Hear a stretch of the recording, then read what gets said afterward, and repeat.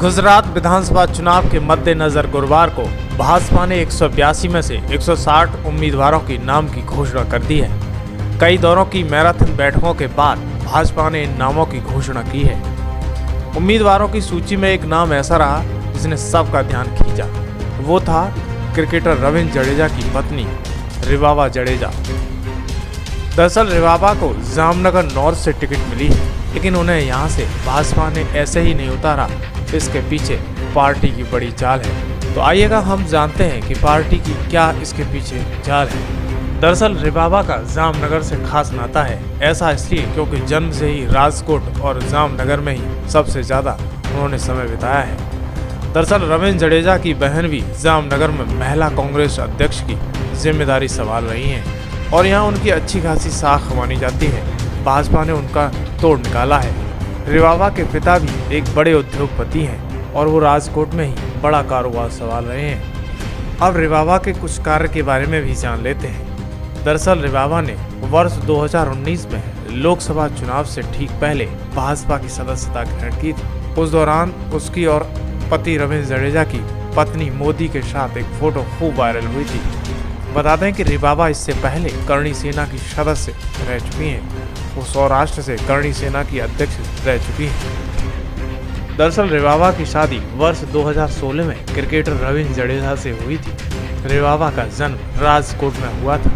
उनके पिता हरदेव सिंह सोलंकी का काम भी वही है। रिवाबा पढ़ाई में भी काम से दरअसल बीजेपी की टिकट मिलने के बाद रिवाबा का क्या कहना है वो भी हम सुनते हैं।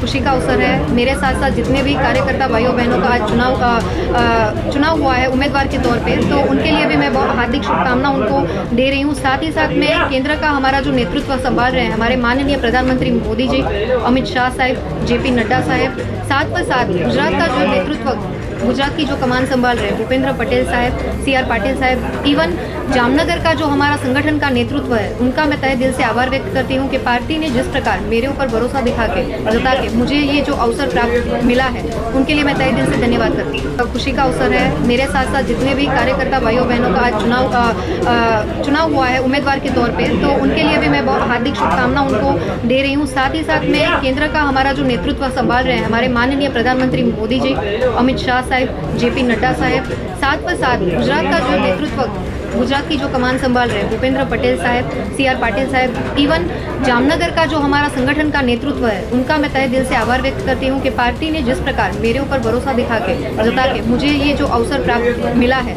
उनके लिए मैं तहे दिल से धन्यवाद करती हूँ।